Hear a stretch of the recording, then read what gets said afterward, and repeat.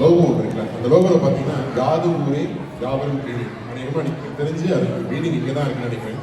தமிழ் பேசுகிற மக்கள் மட்டும் இங்கே இல்லை, இன்னைக்கு எம்மொழி பேசும் மக்களும் என் மக்களே அப்படிங்கிற மாதிரி தமிழ் மொழி பேசக்கூடிய அனைவரும், தமிழ் மொழி அல்லாத அனைவருக்கும் ஒரு பெரிய கனவு. சரி, நான் பேசுறது நிறைய பேருக்கு புரியாது. யூடியூப் ஆப் நான் சப்டைட்டில் பண்ணி சப்டைட்டில் போட முடியாது. ஓகே, இப்போ நம்ம அதை பற்றி பேசுவோம். நீ தமிழ் புத்தாண்டு இல்லையா? தமிழ் புத்தாண்டுங்கிறதுனால ஒரு சில விஷயங்கள் நம்ம தெரிஞ்சுப்போம், தமிழ்லேயே தெரிஞ்சுப்போம். இப்போ நம்ம தமிழ் அப்படிங்கிறது என்ன அர்த்தம் அப்படின்னு கேட்டீங்கன்னா, தமிழ் இழ் ழகரம் அப்படிங்கக்கூடிய ஒரு அழகு சொல் அந்த தமிழ்ல இருக்கிறதுனால தான் அது பேர் தமிழ். பேருக்குள்ளேயே தமிழ் வச்சுக்கிட்டது, அழகு வச்சுக்கிட்டது தமிழ்.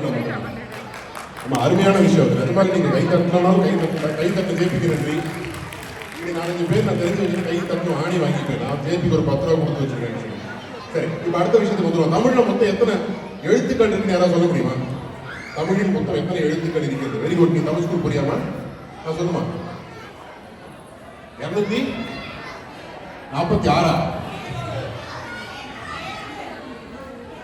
இருக்கட்டும். ஏதாச்சும் போட்டு ஓப்பன் தமிழ்ல தான் எந்த லெட்டர் சேர்த்து பண்ணதா இருக்கணும். சிலபஸ்ல சேர்க்கலையே மொத்தம். ஓகே, நானே சொல்லிடுறேன். இந்த மாதிரி கேள்விகள் கேட்கறாங்கல்ல ஸ்டாண்டர்ட் தமிழ்ல, ரொம்ப முக்கியமான விஷயம் தெரிஞ்சுக்கங்க. எப்படி நீங்க பதில் சொன்னாலும் அவங்க பதில் வச்சிருப்பாங்க. ஓகே, அதெல்லாம் பதில் சொல்ல ட்ரையே பண்ணாதீங்க, விட்டுருங்க ஃப்ரீயா. நானே சொல்லுறேன், ஏன்னா எனக்கு தெரிஞ்ச ஸ்கிரிப்ட்ல அதான் இருக்கு. ஓகே, 247. இன்னைக்கு யாருக்காவது தெரியலன்னா இன்னைக்கு தமிழ் புத்தாண்டு, அதுவும் நம்ம தெரிஞ்சுக்க வேண்டிய விஷயம். தமிழில் மொத்த எழுத்துக்கள் எத்தனை அப்படின்னு கேட்டால் 247. ரொம்ப சிம்பிளான விஷயம்னா, உயிர் எழுத்துக்கள் 12, மெய் எழுத்துக்கள் 18. இப்போ 12 × 18 இப்படின்னு டேபிள் நான் சொல்லுவேன். டேபிள் சொன்னீங்கன்னா 246 வரும். அதுல ஒரு ஸ்பெஷல் ஸ்டார் இருப்பார். அவர் பேர் தான் ஆயுத எழுத்து. அவர் வந்து அக் அப்படின்னு சொல்லுவாங்க. கரெக்டுங்களா? அவரை சேர்த்து கூட்டிங்கன்னா 247 வரும். இந்த 246 எழுத்துக்கு தமிழ்ல வேலை இருக்கு, ஆனா அந்த ஒருத்தருக்கு மட்டும் வேலையே இருக்கு.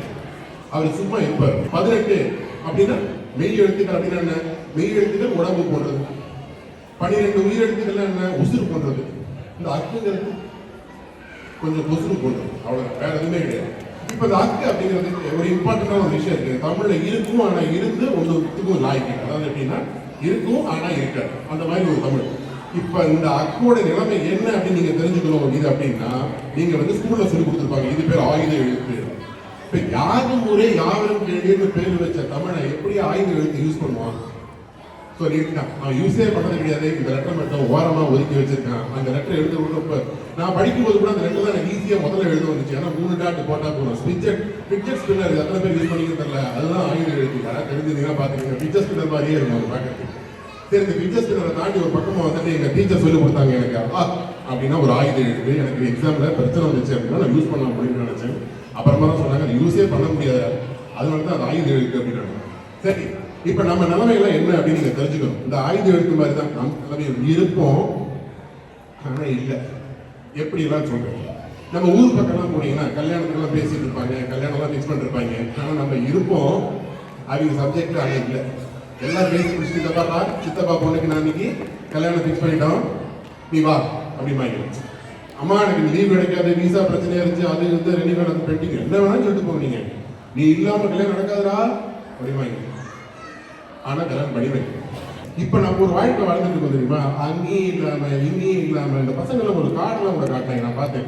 இந்த கிரீன் கார்டு, ஓல்டு பேரண்ட்ஸ், அந்த பக்கம் ஏதோ ட்ரம்பா ஒரு பேர் போட்டிருந்தாங்க. சரிங்களா? இந்த மாதிரி பிரச்சனைலாம் நாம சம்பாதிச்ச அந்த ஊர்ல வாழ்ந்துட்டு இருக்கிற அந்த ஊர்ல இருக்க யாருக்கா தெரியுமா? ஆனா அவெல்லாம் சொல்லிட்டு இருப்பாங்க, உனக்கு என்னப்பா அமெரிக்காவில் எவ்வளவு பெரிய வாழ்க்கை வாழ்ந்துட்டு, இங்க வரதான் தெரியும். 10 வைக்கிறது நம்ம தான், பாத்திரங்களுக்கு நம்ம தான், ஏப்பா பெருக்கிறது நம்ம தான். ஏழு இதுகள் என்னங்க பப்ளிக் டாய்லெட் வரைக்கும் போக வேண்டும். ஆனா ஊருக்கு போகும்போது மட்டும் அப்பா இவன் ஆட்டம் இருக்க போறேன். அத்தனை பேர் அங்க டிக்கெட் போட்டு வெயிட் பண்ணிருக்காங்க. நானும் அமெரிக்கா போறேன்னு. அவங்களுக்கு எல்லாம் தெரியாது. தம்பி நீ வந்தா 10 வைக்கிறா, 8 மணிக்கு மேல பாத்திரத்தை கையில கொடுத்துறாங்க. ஏன் பாத்திரம் என்னன்னு தெரியல, கலாபாத்திரத்தெல்லாம் மறந்து என் கையில பாத்திரம் தான் இருந்துச்சு. என் ஒய்ஃப் தான் சொல்லிட்டு இருந்தாங்க, நான் ஊர்ல இருக்கும்போது கிளம்பு நம்ம அமெரிக்கா போறோம். வந்த அன்னைக்கு தான் தெரியுமா அந்த 2 விஷயத்த மறந்தே போயிட்டாங்க. துணி துவைக்கிறதுக்கு வச்ச மிஷின், இந்த பாத்திரம் தைக்கிற மிஷின்லாம் இருக்குல்ல, அவங்க அங்கேயே சொல்லுவாங்க. வீட்டுல வாஷிங் மிஷின் இருக்கும், ஆனா வேலைக்காரி மிஷின் துணி துவைப்பாங்க. நான் என்ன பண்ணி கேட்டிருக்கேன், ஏன்மா அதை நீ ஏன் போட்டு எடுத்துக்கலாம், பிரச்சனை இல்லைங்க, அது கையில துவைக்கிற மாதிரி வராது. சரி, பாத்திரம் தைக்கிறதுங்கிற ஒரு மிஷின் இருக்கு, இல்லைங்க அது கையில தைக்கிற மாதிரி வராது. நான் கூட அப்பெல்லாம் அது அவுட் ஆஃப் சிலபஸ் நினைச்சிட்டு இருந்தேன். அங்க இருந்து வரைக்கும் இங்க வந்தா தெரிஞ்சது, எனக்கு அதில் ஆட் பண்ணிட்டாங்க. எங்க காத்தால நான் மத்தியானம் நீங்க எங்களை உட்கார வச்சு பாத்திரங்களை ட்ரைனிங்லாம் எடுத்து 3 வருஷம் கோர்ஸ் முடிச்சதுக்கு அப்புறம் கூட நான் கட்ட மாட்டேன். இன்னும் சொல்லுவாங்க எங்க பாருங்க டம்ளர் அழுக்கு போல பிளேட்ல அழுக்கு போல ஏன் இவ்வளவு பிரச்சனை இருக்குன்னா அது நீயே தேய்ச்சிடணும். நான் தேய்ச்சிட்டேன்னா அப்புறம் நாட்டு மேனேஜர் இருக்கேன். மேனேஜருங்கிறது எப்படின்னா கெட்டிங் திங்ஸ் கன்வே அதர்ஸ் தான், நாட் பை யுவர்ஸ். அப்ப எங்க வீட்டில் இருக்கிற மேனேஜர் தான் கடைசி வரைக்கும் அந்த HR டிபார்ட்மெண்ட் மாதிரி என்ன பெர்ஃபார்ம் பண்ணாலும் சரி சாயந்தரம் கால் வலிக்கிறதும் அவங்களுக்கு மட்டும்தான். ஏன் நமக்கு வலிக்காதா? ஏன் நாங்க பாத்திரம் தேய்ச்சப்ப எங்க கை வலிக்காதா? அது இன்னும் தெரியல. நம்மளை பெற்று கொடுப்பதே குதிரை ஏற்றம், யானை ஏற்றம் இதெல்லாம் கற்றுக் கொடுத்து வந்துட்டேன். கார் ஓட தெரியுமா? மாப்பிள்ளை நீங்க எப்படி பார்க்க தெரிஞ்சுக்கணும். இப்போ வரக்கூடிய பிரச்சனையே அதுதான். மாப்பிள்ளை என்ன பண்ணிக்கணும்? கார் ஓட்ட தெரிஞ்சுக்கணும். மாப்பிள்ளைக்கு பாத்திரம் தேய்க்க தெரிஞ்சிருக்கணும். அப்பதான் அமெரிக்க மாப்பிள்ளையா முடியணும். இப்பதான் தெரியுது அமெரிக்க மாப்பிள்ளையா ஊர் பக்கம் வந்தாங்கன்னா எனக்கு தெரிஞ்சு இனிமே அவனுக்கு கொண்டு தர மாட்டான். இந்த ஜென்ரேஷனோட முடிச்சுக்கங்க இந்த அமெரிக்க மாப்பிள்ளை தேடுறதெல்லாம். ஏன்னா நீங்க உங்க வாழ்க்கையை நீங்க வாழ்ந்திருக்கீங்க. ஆனால் அமெரிக்காவில் வந்ததுக்கு அப்புறம் நான் ஒரு விஷயம் கற்றுக்கிட்டேங்க. நம்ம வாழ்க்கையா அது மாதிரிதான். ஏன்னா ஒன்றும் பெருசா சொல்லிக்கிற மாதிரிலாம் கிடையாது. இருப்போம் நான் பெருசான பை இல்லை. பேங்க் அக்கௌண்ட் வரும், அப்படியே டெபாசிட் டாலரா விடும். இஎம்ஐ எடுத்துருவான், ஊருக்கு அனுப்பிடுவான், கல்யாணம் காது குத்தி எல்லா விழாக்கும் போனது போக திருப்பி பேங்க் அக்கௌண்ட் ஆப் ஓப்பன் பண்ணி பார்த்தா ஒன்றுத்தையும் காணும். இந்த ஆப் பொறுத்த வரைக்கும் அமெரிக்கா வாழ் தமிழர்களே, நீங்களும் தமிழ் எந்திரத்தில் குறைந்தவர்கள் இல்லை.